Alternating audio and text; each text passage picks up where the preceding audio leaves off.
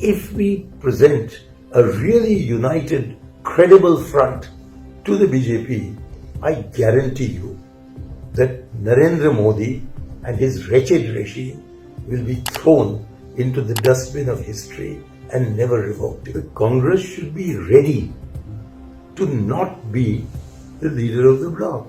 Let whoever wants to be the leader be the leader.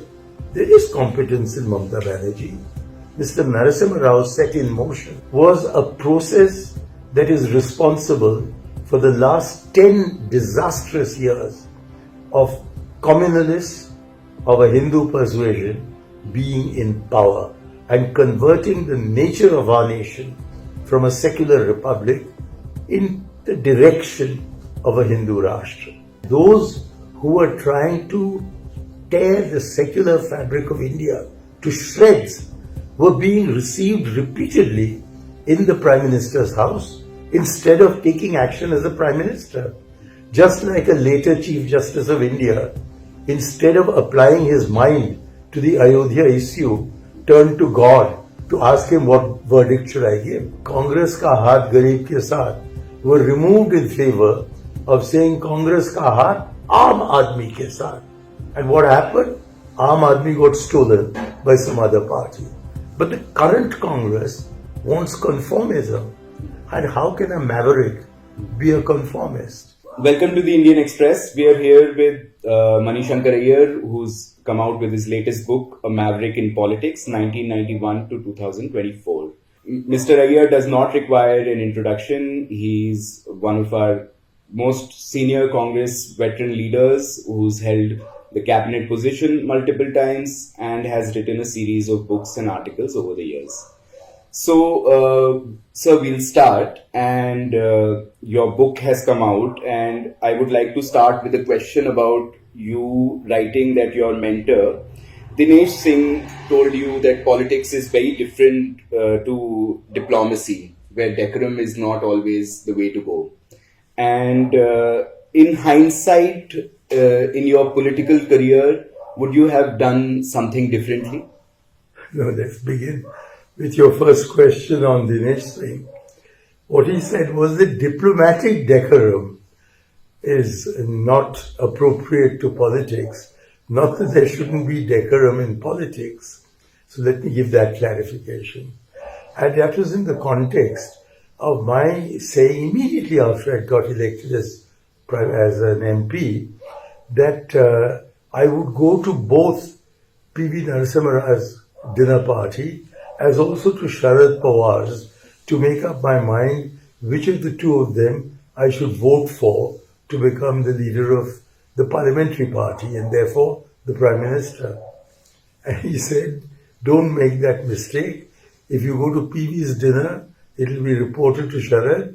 If you go to Sharad's dinner, it will be reported to PV. So if you go to both will regard you as completely unreliable. So I went to PV's, and that's where the majority was. Now, as regards, what is your second question? In hindsight, would you have done anything differently in your political career? I don't think so. My political career, as I've said in the particularly penultimate chapter of my book, is a reflection of myself. And as an individual, I have always been, even as a student, even when I was trying to get into the football team in my house, I learned to kick with my left leg so that I could be put on the left wing. So I've always been a maverick. I've always tried to find my own path. So what has happened to me in politics, equally the ups as the downs, is because my personality is one which hoes a lonely furrow. And sometimes that furrow leads to success, and sometimes, very often, it leads to failure. And if I therefore were to look back and say I should have changed that, well, if I've changed something that led to my failure, it would also have led to my not having successes. So I think I just have to be me, and politics will be what it is. And success or failure is part of the game.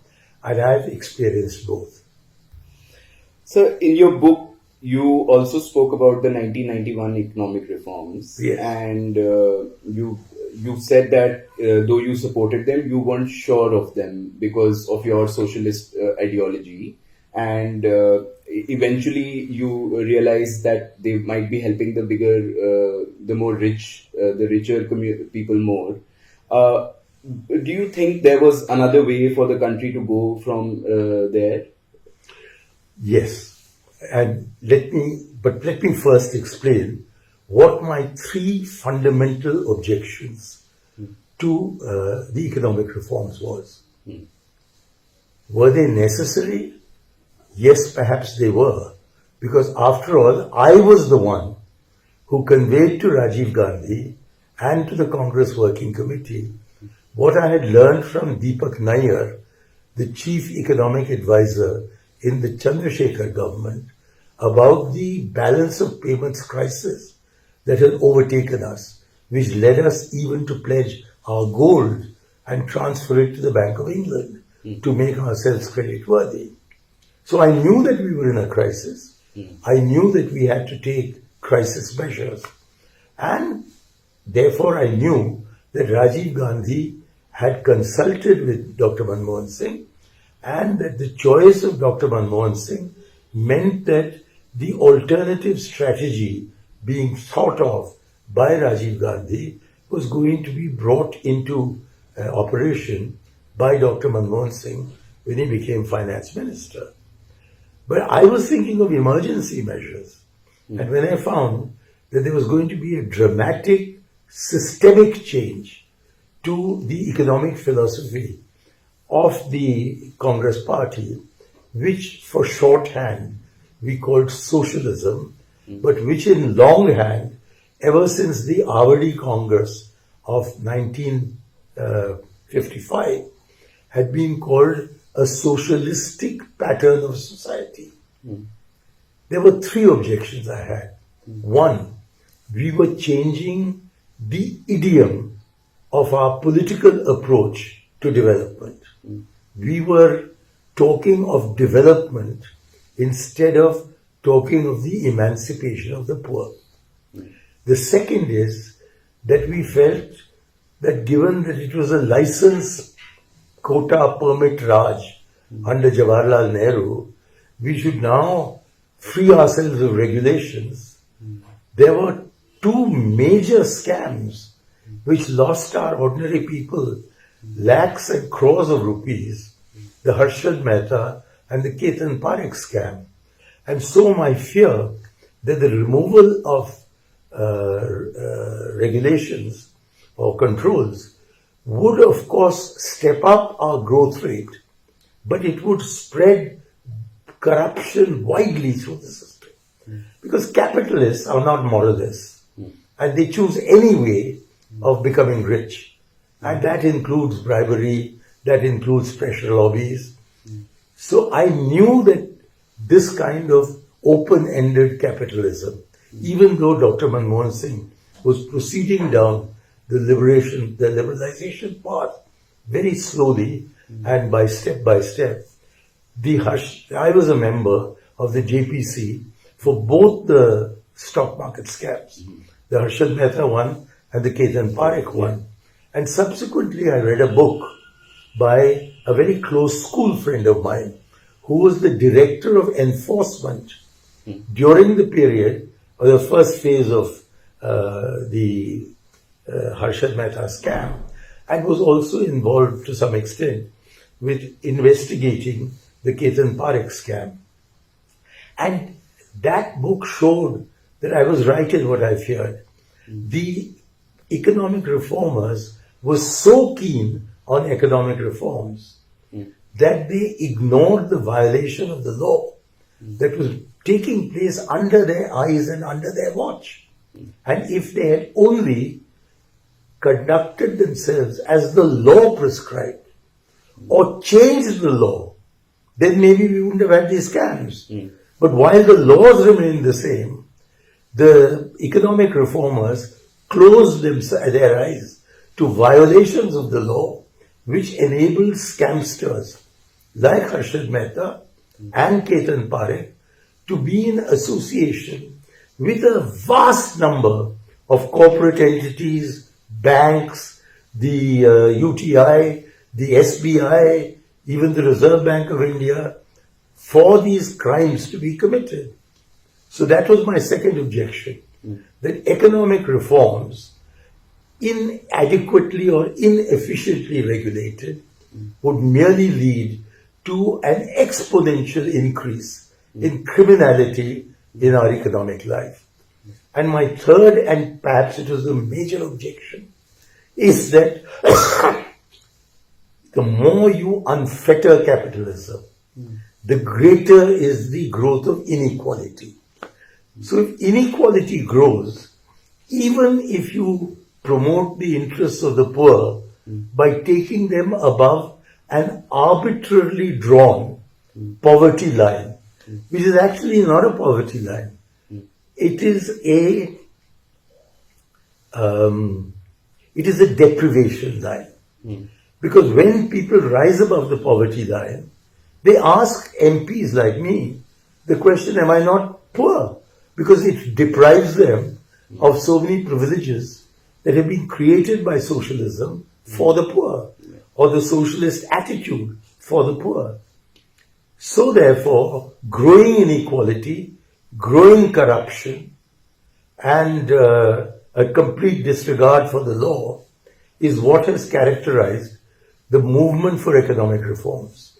So whatever benefits have come from it have certainly given a boost, an acceleration of our GDP growth and our per capita income. They've also given an enormous boost to oligopolists or monopolists, and they have very widely widened the gap between the rich and the poor. And this means that there is a progressive capture of politicians and the polity and therefore policy by a handful of capitalists, which is incompatible with a democratic system which requires the people to be in charge of politicians, the polity, and therefore policy. So all these are my objections to the economic reforms process. And as far as I can see, over the last 33 years or 34 years of economic reforms, we've certainly increased our GDP, but at the same time we've increased inequality. We've certainly increased our per capita income. But does anyone actually earn the per capita income? Somebody coincidentally may. But either a few are way above the per capita income, or the many are way below the per capita income. So if you take these arbitrary measures, GDP and per capita income, and make them the criteria for determining whether economic policy is succeeding or not, and forget the human element, which deals with inequality, which deals with human development requirements in education, in health, and other such matters, and above all, with the empowerment of the people through Panchayati Raj, which has been one of the more neglected areas in consequence of economic reforms, you do not get real growth for the people. And I described all this at very considerable length in my book. So I would urge readers who are interested in what we've just discussed to please read the relevant chapters in the book, which you'll find in the earlier chapters, as also particularly in a chapter called Life as a National MP. The first point I dealt with is in the chapter on life as a constituency MP, and all these issues are discussed at length in the chapter on my life as a national MP.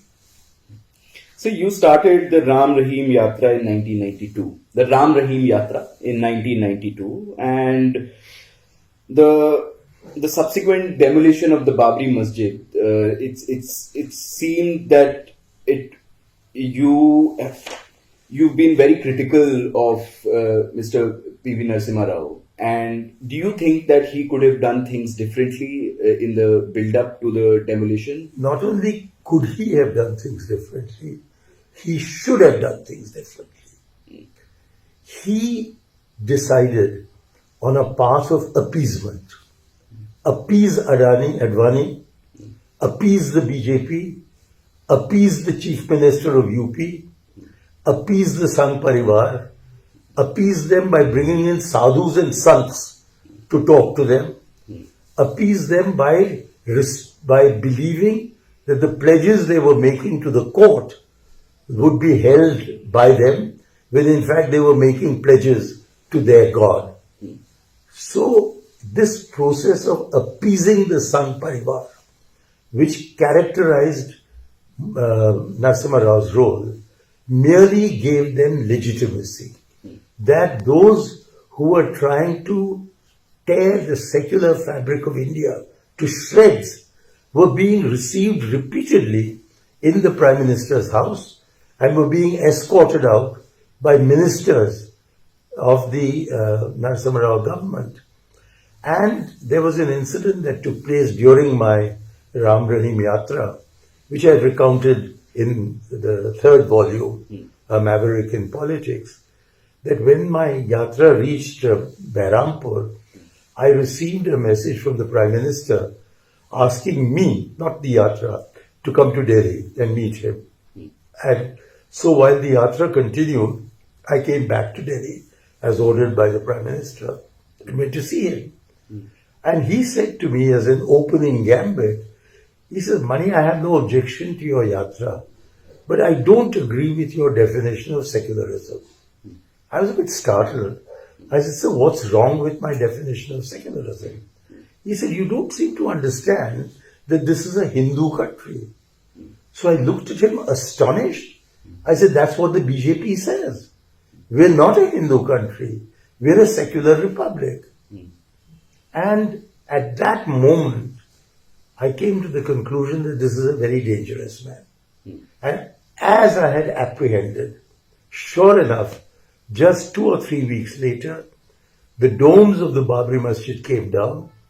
The Prime Minister of India did not act, although the paramilitary forces were within yards of Ayodhya.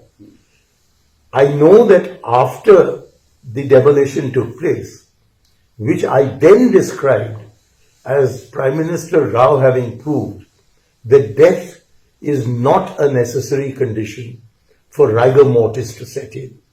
He sat and prayed instead of taking action as a Prime Minister.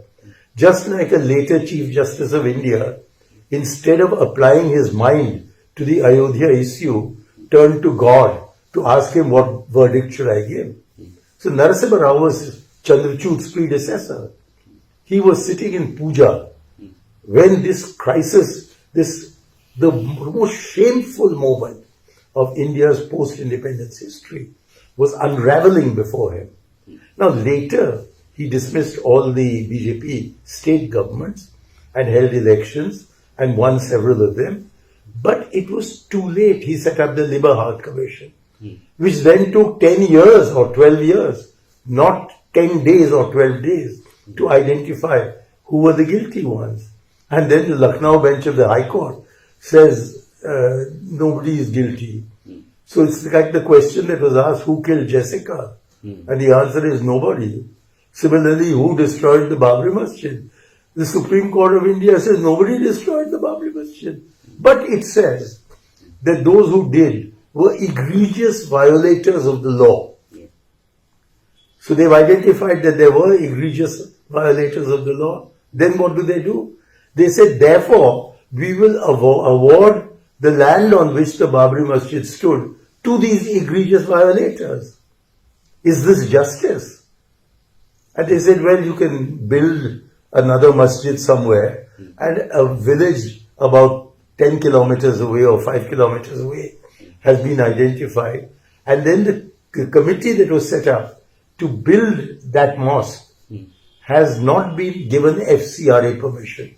So it's not been able to act at all.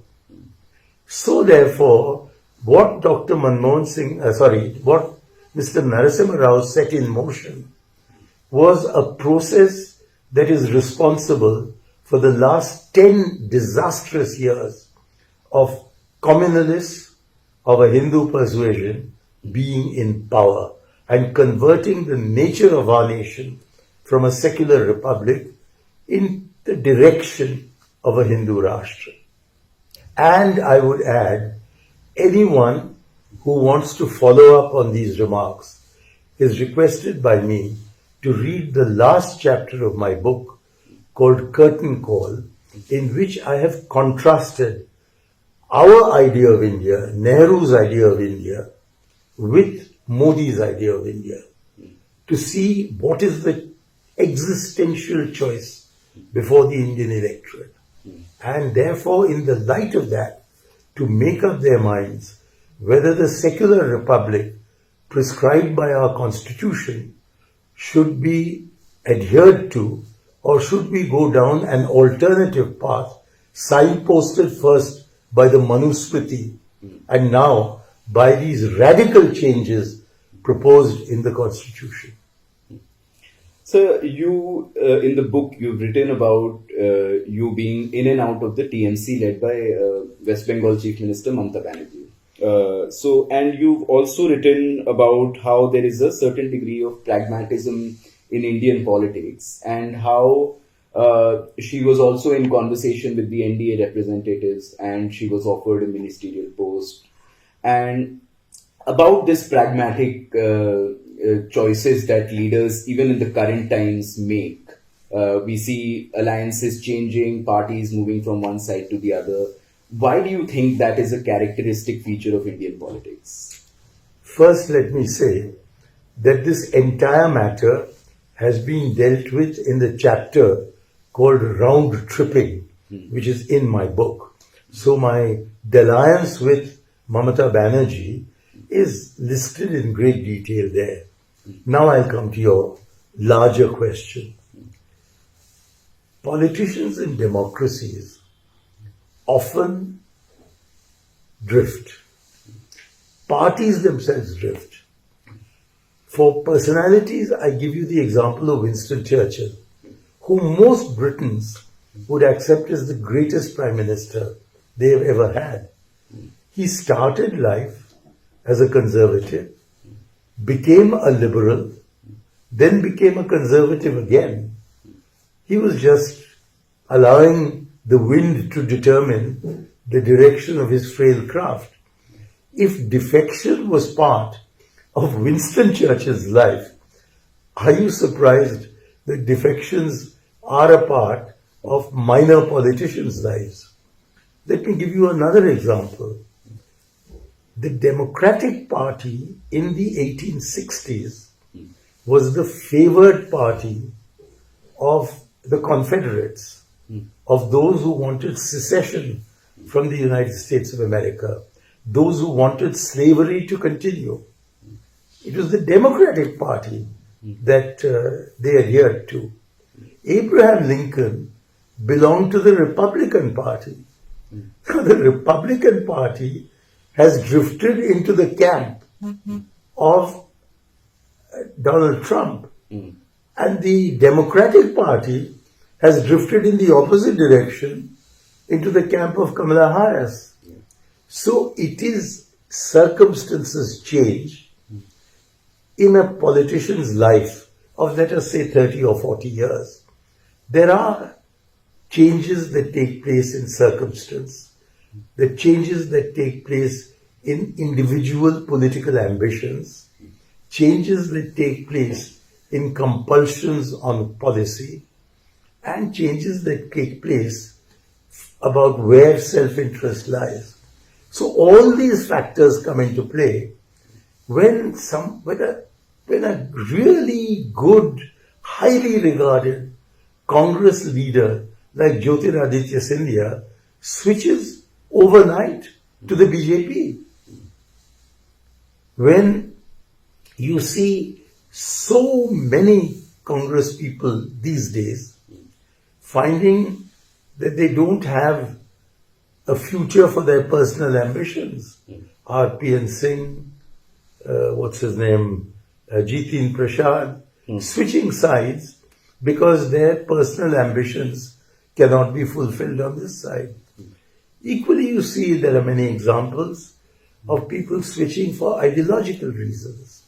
Then we have in Maharashtra the example of the Shiv Sena finding that living with their ideological partners, the BJP, is very uncomfortable, and therefore the Shiv Sena splits with Uddhav Thackeray going in the direction of Sharad Pawar, the Congress, and other anti-BJP forces, while Eknath Shinde takes his part of the party along with Ajit Pawar in the opposite direction towards the BJP. So instead of a general rule, I would say, please look at the particulars. There's nothing Bharatiya about defections. Maybe our style of defections is Bharatiya, but defections are part and parcel of democracy, and I've given you 2 examples. I could give you many more, but there's no time for that. So look into this in perspective, and all these Jyotiraditya Scindias and RPN Singhs and Jitin Prasads are very quickly, their places are filled, say within the Congress party, by the rise of new faces. Okay, so you mentioned about your time in the TMC and how you were in and out in the book. And you've also mentioned how Mrs. Sonia Gandhi took you back, and there were some clauses for you to come back that she overlooked them and took you back on board with the party. Eventually, why have you found yourself so far away from the Congress and the Gandhis in the last few years? It's a good question. And in these interviews about my book, I have frequently been asked these questions, and I have consistently replied that I really don't know why. I've given incidents that took place, such as my comments on how to tackle Naxalism, where my view is that we should use the Panchayat system under the Panchayat's Extension to Scheduled Areas Act, which is the only law that is prescribed by the Constitution as the Parliament having to pass. So it's a unique law, and it's a first-class law. And although it was passed in 1996, till now, how many years later, 30 years later nearly, it's not been implemented properly in any of the 9 states to which it applies. Now, over that, I got very exercised when about 76 CRPF personnel were blown up by Maoist mines. And I said, this is not the way to tackle Naxalism. We should go back to the panchayats as envisaged by Rajiv Gandhi. And when I said this, the Home Minister at the time, Mr. P. Chidambaram, got very upset. And I think his being upset provoked Sonia Gandhi into speaking extremely harshly to me. I took it in my stride because I thought I'd clarify matters when I met her. But it took about 15 years after that incident of her getting very angry with me on the phone for a one-on-one meeting between me and her. And by that time, 15 years ago, was too long ago to waste my precious 5 minutes in asking her, why did you scream at me? So I haven't found out. I don't know what it is that the Congress party dislikes about me. But the fact is that at least on the surface, the argument is made in 2 lines. One is a line that Sonia Gandhi made when she was asked by Saifuddin Soz, the president of the Jammu Kashmir Congress. He asked her to make me the General Secretary of the AICC for Jammu and Kashmir. And his argument was that of all congressmen, the one who has the highest reputation as a friend of the Kashmiri people is Shankar Aiyar. So it will do us a great deal of good if he is made the General Secretary in charge of Jammu and Kashmir. And Sonia Gandhi's reply was, how can I? He's a loose cannon. So on the one hand, they regard me as a loose cannon, where I think in Gandhiji's and Nehru's Congress, loose cannons were regarded as very useful people, which is why Subhash Chandra Bose became the president of the Congress, which is why Madan Mohan Malviya was close to Mahatma Gandhi, as was Lala Lajpat Rai, despite the fact that their views on Muslims and Hindu-Muslim relations was not at all in accord with Gandhi's own views. Whom did Nehru designate at one stage as his successor? It was Jayaprakash Narayan. And Jayaprakash Narayan had left Nehru for saying you're not socialist enough, and was a vocal critic from outside. And yet Nehru saw in him values as a loose cannon. But the current Congress wants conformism. And how can a maverick be a conformist? That is one part of it. The other part of it is that perhaps because Rahul Gandhi is 30 years younger than me, 30 years. I'm 84, he's about 54. Because he's 30 years younger than me, and because he knows that I was associated with his father, he thinks I belong to his father's generation. So he has decreed that I'm too old. And that's why I was refused a ticket. But you've seen me, I walked up and down these stairs. You've read my book. So obviously my mind is working. You've seen the emotion with which I've been answering your questions. Absolutely. So I may be, according to the calendar, 84 years old. But I do not think in my persona I am that old. I regard myself as either 18 years old or 14 years old, but certainly not as being beyond the edge. So I disagree with him on that. But he is the leader of the Congress, and I am a very humble follower. So I have no alternative but to accept the decree that I am too old to be an active politician. So I become an active, if you like, public intellectual. But I haven't left the Congress. And I'll never leave the Congress, especially not to go into the BJP. I don't think I will ever commit the sin of becoming a saffronite, of becoming a Sangh Parivarist, of becoming of the same ideology as Modi and Savarkar and Golwalkar. You mentioned in the book about the A.K. Antony Committee formed in 1999.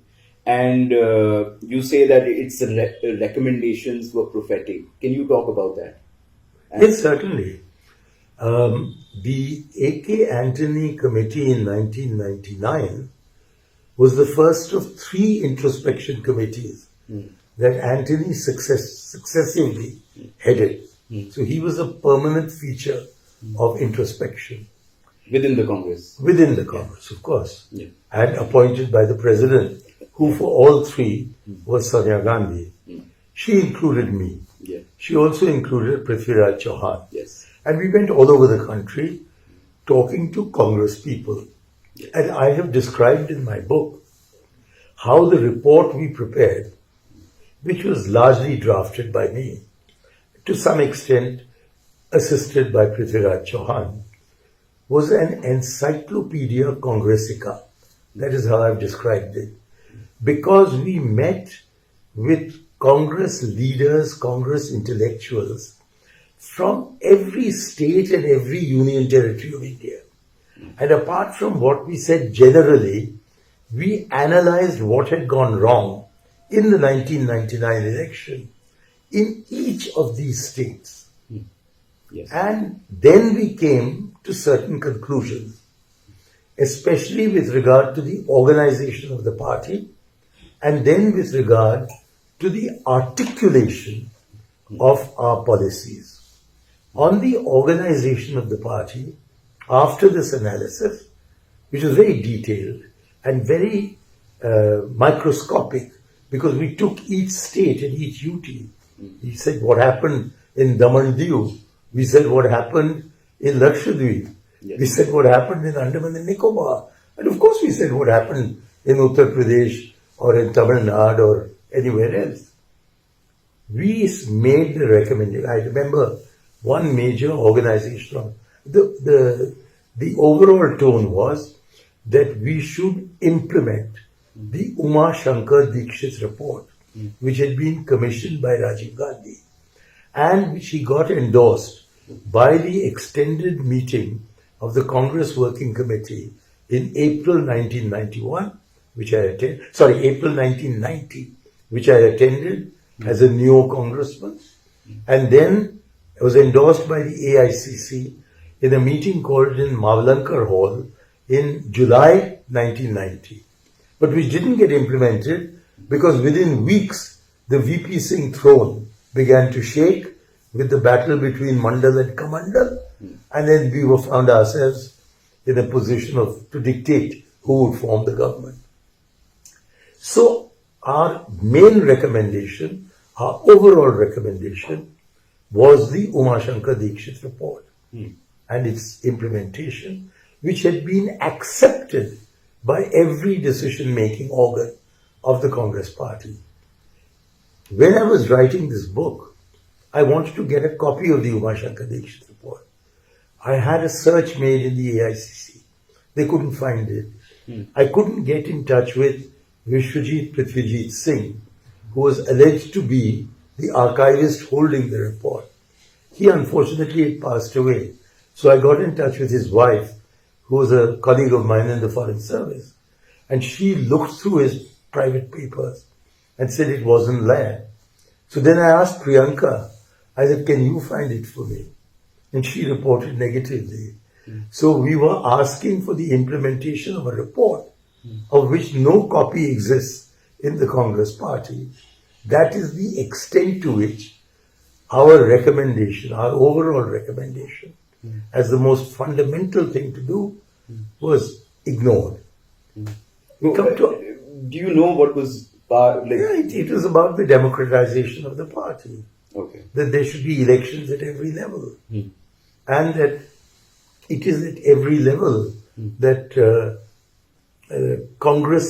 active Congress people should be selected.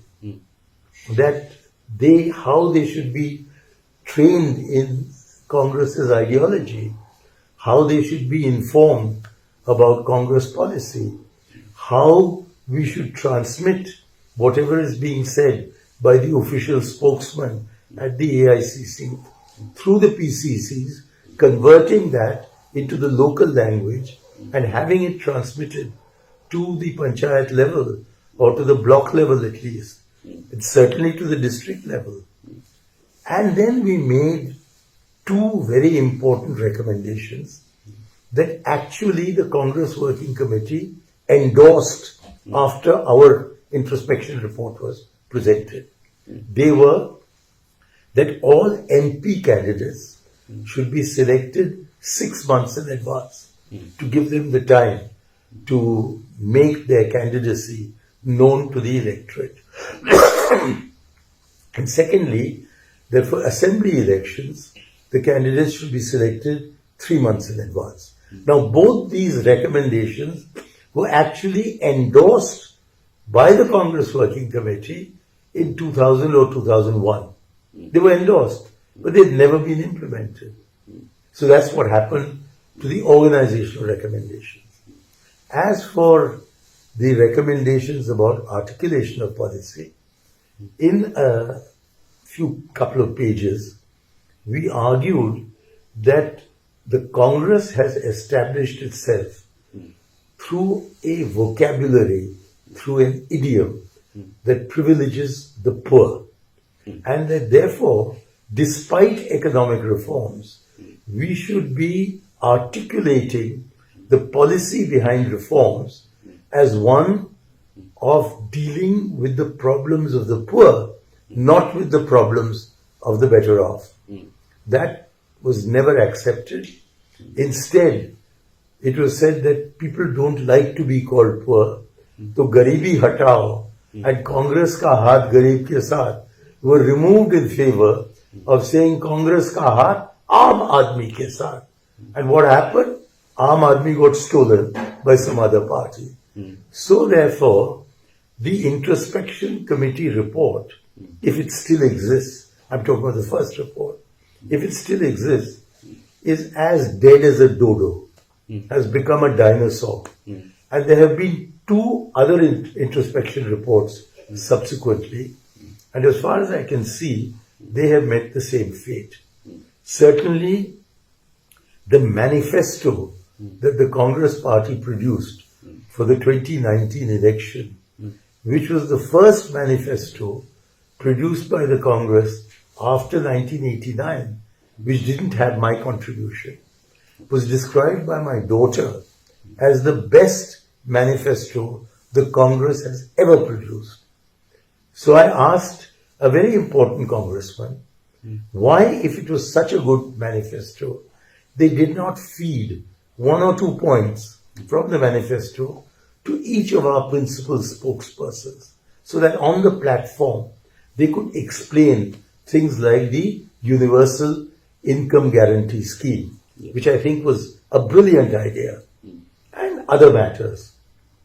And yet all that happened on our platforms was Chaukidar Chor Hai. And when the speakers were asked, said my confidential source in the Congress party, when they came off the stage, they were asked, why did you not go beyond Chaukidar Chor Hai? And he said, that's all they wanted to hear. They didn't realize that in an election, your audience consists of those who already decided to vote for you. There are very few, I don't know or can't tell people. They're all your supporters. You make the speeches so that through the media, it spreads to those who did not attend the meeting. And if they are only told that somebody repeated Chaukidar Chor Hai for the 20th time and there was loud applause, that is not gathering votes. So we seem to have even ignored the best manifesto we've ever written. The best because Mani Shankar didn't contribute to it. So I'm praising a manifesto to which I made no contribution. But has that manifesto been articulated in articles, in speeches, in lectures, or disseminated through public intellectuals to create a debate on those issues? No. So therefore, we need to revamp a great deal in the Congress party. But because I'm not sure that such revamping will take place, I have in recent times, and it's there in my book again, I have been arguing as a very lonely voice in my column, which maybe 100 people read, and I don't think the Congress reads those columns. I've been saying that the Pachmadi conclusion, that was the Pachmadi Congress of 1998 or 98, where we said that the Congress is the natural party of governance. We should recognize that we are no longer in the 21st century, the natural party of governance. Of course, one answer is to strengthen the Congress. But my experience of the Congress in the 21st century, after we did the first introspection report, is that it's a hopeless task. I don't think it will reform itself. So is there a further solution? Yes. Alliances. After all, the first UPA government was formed when the Congress only had 140 seats. Yeah. But because we had a leader in Sonia Gandhi who was like a magnet attracting the iron shavings, we got to be able to not only form a government for 5 years, we formed it for 10 years. We were in power from 2004 to 2014 for exactly the time that Modi has now been the Prime Minister. So why do we despair? We did it because we made alliances, and alliances got translated into coalition governments. So we have an alliance. We have an alliance with a brilliant title, the India Bloc. And the BJP is so upset at our stealing the word India that they always call it the Indi Alliance, so that India does not appertain to the Congress party. But if we concentrate on strengthening the alliance with the Congress president or other Congress leaders, making regular visits to state capitals, to meet with regional party leaders, and to strengthen the bonds, the fraternal bonds between the parties that constitute the India bloc, and to bring in new people into the bloc, and to try and persuade those who have some dissenting feelings that no, we believe in India, we don't believe in only the Congress party, and prove it by what I have repeatedly said and say again, using a very famous title from an English language play of the 18th century, which said, "She stoops to conquer." I said, we must stoop to conquer. It doesn't matter who is the head of the India bloc. The question of the prime ministership will be settled when the BJP throne shakes and a crown becomes available for somebody in India to wear. Until then, why are we talking about the throne shaking or the crown becoming available? What we have to do is to make the throne shake so that the crown comes into our hands.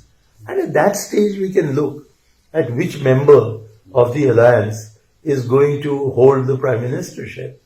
The important thing now is to do in a much bigger scale and in a much more efficient way what in a haphazard, higgledy-piggledy manner we achieved in the 2024 Lok Sabha election, where we were only 10 seats behind the BJP.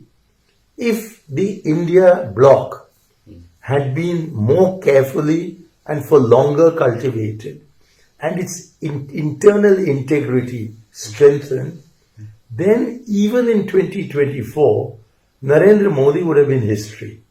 Now, he hasn't become history. He's again won in Haryana and Maharashtra. And the lesson to be drawn from that is not how to make the Congress stronger. That should in any case be done. But how to make the alliance stronger. And if we present a really united, credible front to the BJP in 2029 or whenever elections take place, I guarantee you that Narendra Modi and his wretched regime will be thrown into the dustbin of history and never revoked again. But if we don't do it, then I don't know where the country will go. Where I fear it will go is in the direction of disintegration. Since you did talk about the India bloc, do you think any other party could lead the India bloc? I don't think it's a relevant question.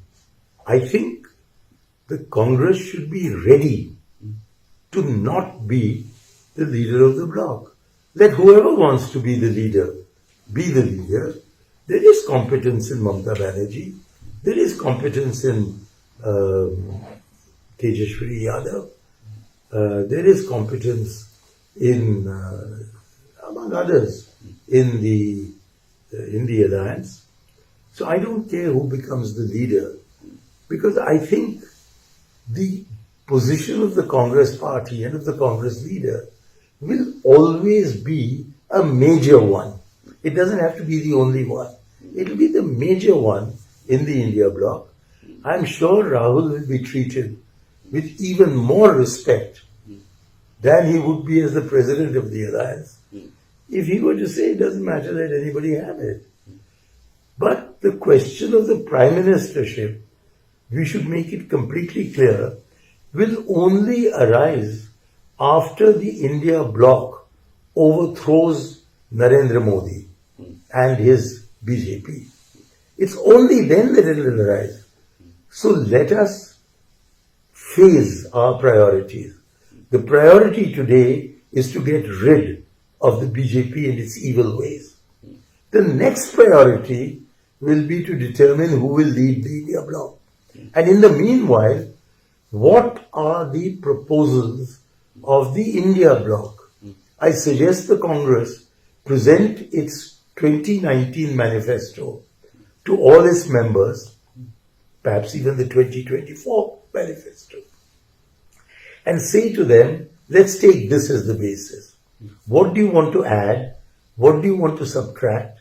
What do you want to retain? How do you want to modify what is being retained? And all this should take place in serious conclaves that are secret and where there are no press releases, so that by 2029 or even much earlier, preferably much earlier, we come out with an India manifesto which we then sell to the people of India through our regional partners and by ourselves for 2 or 3 years, so that we are credible. And they say, yes, there is an alternative to the BJP, and it's a much better alternative than the idea of India that Narendra Modi represents, which is an idea for fractionating India. It's not an idea for unifying India. The unification of India can only come through respect for unity in diversity. And that is the essential message of Nehru's discovery of India. And that is why the BJP is concentrating on defaming Nehru and demeaning him in the eyes of the public. You mentioned in your book that about the letter that you were writing to Mr. Rahul Gandhi seeking the suspension to be revoked. And you also said that it was very characteristic of how congressmen begged and pleaded with their president for their rights. This I'm quoting from the book. Why is that so, that the Congress has this structure that the congressmen have to plead to their presidents? Let me first put this whole thing in context, which is that Priyanka had agreed to transmit from me my birthday greetings to Rahul Gandhi when I was under suspension. And I told her that I cannot send my greetings directly because I'm suspended, so I want to send you a letter for him and you can pass it on to your brother. And she laughingly agreed. So we were going to see my daughter, who is a professor at the MIT near Boston. And on the way, I drafted my letter. And at Doha in Qatar, I showed my draft to my wife. She looked at it. She's not a congresswoman. She doesn't belong to the Congress culture. But she's a very sharp critic. And she looked at it and said, don't you have any self-respect? Why are you cringing like this? Don't you understand that he's 30 years younger than you? And that you have for so many years been befriending, defending, and explaining his father's policies to the country. So why do you have to beg for what is your right? So I said, all right, I'll change the text. And between Doha and Boston, I rewrote the thing. And as we were about to land in Boston, I showed her my second draft. And she was very dismissive, saying, why are you cringing? Why are you on bended knees? Don't you have any self-respect? She repeated. So then I wrote a third draft. And she said she wouldn't even see it. So I was able to send it off. So that is the background to what you have quoted.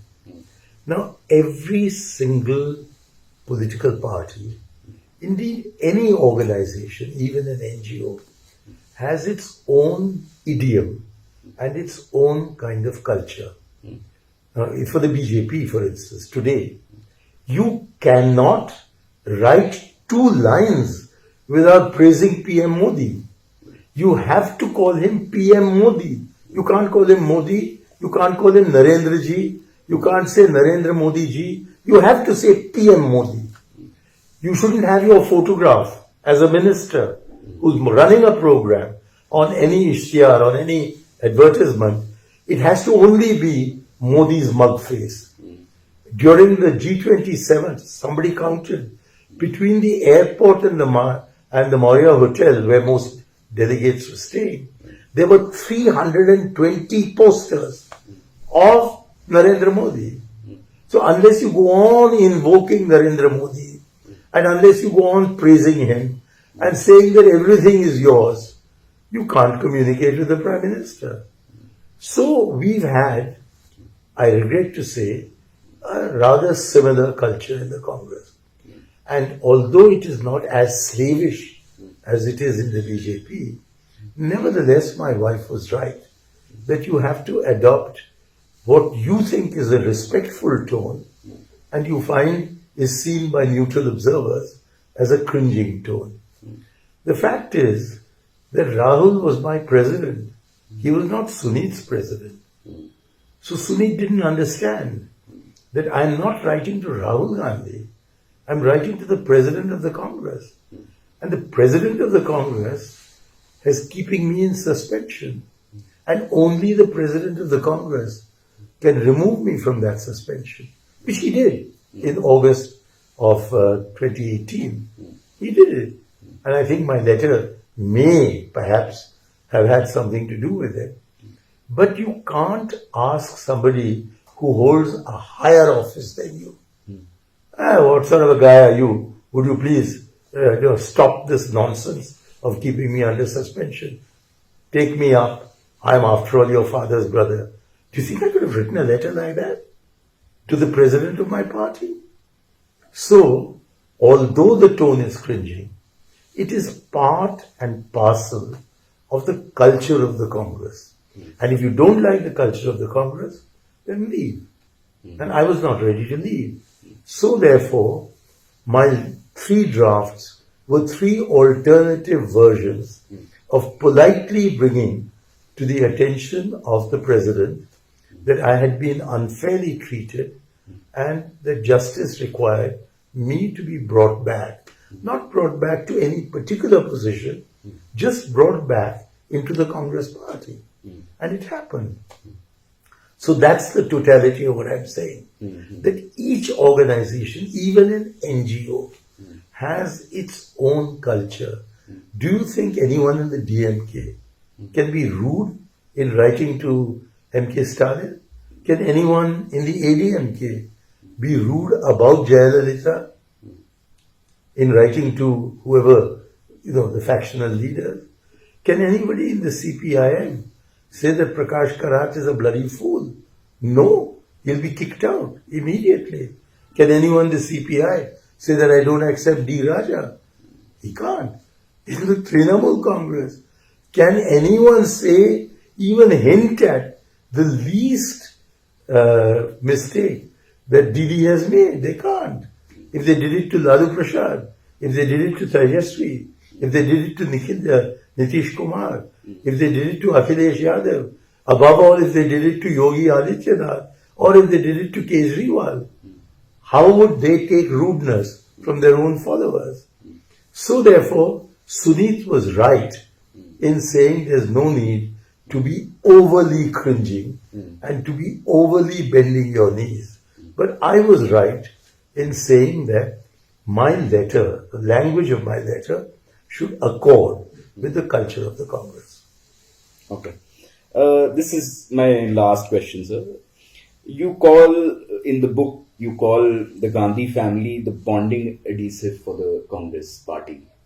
Do you think that in the near future, if the party is not able to get electoral success, is not able to form government in the next 5-10 years, do you think that the Congress should look beyond the Gandhi family for the top leadership? Only if the conclusion is come to by the Congress party that they are losing because of the Congress family. The Congress believes, in my opinion rightly, that they wouldn't have even got 44 seats if the Gandhi family were not leading them. They'd have got 4 seats.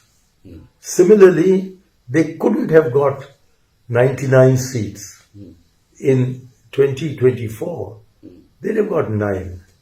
The reason is that the Congress would split. Please remember that the Gandhis offered us, matlab the Congress party, a golden opportunity in 2019 when Rahul resigned his presidentship, announced that no member of my family can succeed me and you choose the president. And for 3 months, the Congress leadership tried to find a replacement. And then a meeting was called by Sonia Gandhi to see whether any consensus had been reached. And in the meanwhile, the G23 was raising its flag of revolt very, very silently, because the flag of revolt was actually the white flag of surrender. So here is G23 saying, give us something, you can keep whatever you want. And the Congress party saying, no, we don't want anyone else. So the end result of that meeting of the Congress Working Committee was that Mr. Kharge was requested to go back to them and beg Sonia Gandhi to become the interim president while an election for the president could take place. And when that happened, the Gandhis had clearly indicated whom they wanted as president. It was Mr. Kharge. And therefore Shashi Tharoor, the challenger, for whom incidentally I voted, got only 1,500 votes, while Mr. Kharge got about 10,000 votes. So all this shows that the Gandhis are where they are because the Congress wants them to be. Now, just because Asad Rahman doesn't want a Gandhi in the party doesn't mean that if we're going to do that, we're going to listen to our people. The president of the Congress is determined by the members of the Congress. And if there is a challenge, let the challenger come forth. Jitendra Prasad came forth. He got 94 seats. Shashi came forth. He got 1,500 seats of votes. So any challenger should first weigh his chances. And the voters are the Congress party members. And they are influenced by their respective factional or regional leaders. And you have to carry them with you. I've stood several times for a membership, an elected membership of the Congress Working Committee. And in my experience, while no one in the Tamil Nadu Congress Committee was authorized to vote for me, even though you had the right to vote for 10 people, nobody voted for me from the Tamil Nadu Congress, although I was a Tamil Nadu MP. Whereas everybody from the Northeast voted for me because that was the decision of the Northeast Congress Coordination Committee. So, it's a democratic process. And if you're going to stand for election, you mustn't insist that you will win. You must also take into the possibility that you will lose. And when you lose, there are consequences to be paid. And I think Shashi Tharoor is paying them. I'm certain that Jitendra Prasad also had to pay them. So therefore, don't offer yourself as a challenger unless you think that you have a fair chance of winning. If you want to put yourself up as a challenger just in order to show that I am democratically challenging, well, you get a headline for a day or two, but then you'll be forgotten. And don't forget that in the history of the Congress, let's start with Gandhiji. His biggest, the person who disagreed with him most was Subhash Chandra Bose. Yes. And he had to leave the Congress. And then we know what became of him. Nehru was opposed bitterly by his socialists. He was supposed to be a socialist. But the more extreme socialists, Jayaprakash Narayan, Ashok Mehta, Acharya Narendra Dev, they all left him and then went into obscurity. Indira Gandhi had the party expel her and she formed another party. And that party won the election with a with a more than two-third majority in 1971. Look at Morarji Desai. an ex-congressman who becomes the prime minister, and his entire cabinet abandons him. Similarly, in Rajiv Gandhi's time, all the dissidents walked out with VP Singh, joined hands with the BJP, and then defeated Rajiv Gandhi, who had the biggest ever victory in 1984 and the biggest ever loss in 1989, 5 years later. So there is dissidence within the Congress party. I didn't mention Narasimha Rao, but he was isolated by the Congress and eventually asked to leave the presidency in favor of Sitaram Kesri. Sitaram Kesri couldn't take the Congress with him. So Sonia came. The minute Sonia came, the Congress became united. And even when she declined the prime ministership and named a former bureaucrat, not a senior congressman, as the prime minister, everyone clustered around Dr. Manmohan Singh, and we had an extremely successful 10 years. So a party that from the time of Motilal Nehru has benefited so much from Motilal, from Jawaharlal, from Indira, from Lal Bahadur Shastri. He was not a Gandhi, but he lasted only a year and a half.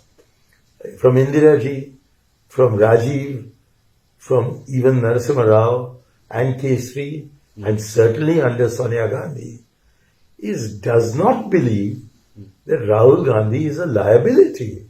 He's looked upon as an asset. And because the BJP knows that he is the best asset for the Congress, whatever his deficiencies of personality or speech or articulation of ideas, that he is the symbol of the Congress, they keep on attacking him. And they keep on attacking Nehru. And they keep on attacking any minor Gandhi.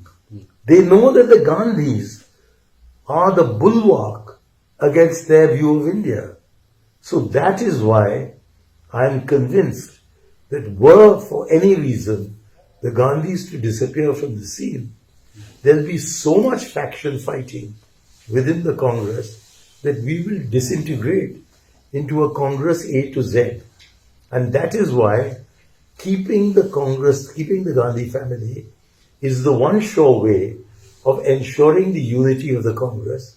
And then for people with different ideas, but with access to the leadership, to the leading Gandhis, we can try and make out policies, make out ideologies, make out practical programs.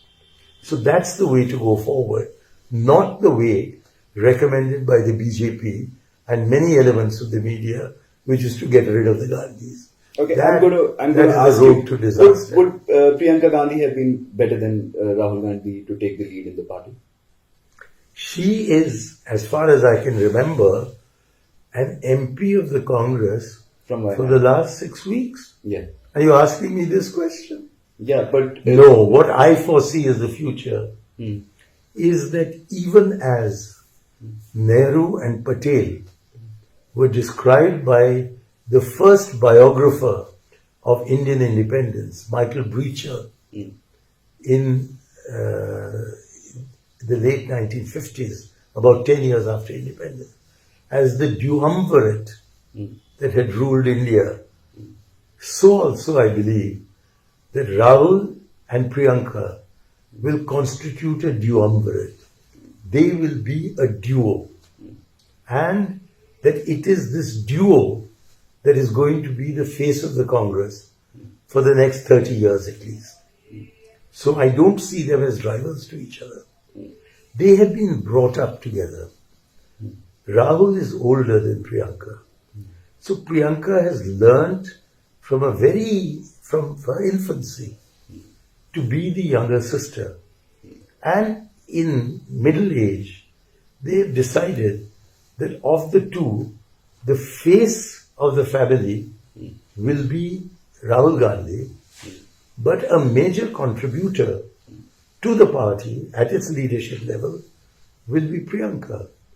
So they are yoked together, and any attempt to separate them is bound to fail.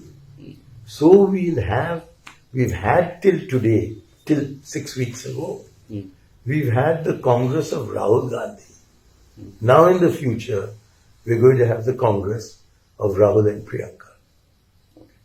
Thank you so much, sir, for your time, and please keep watching the Indian Express YouTube channel.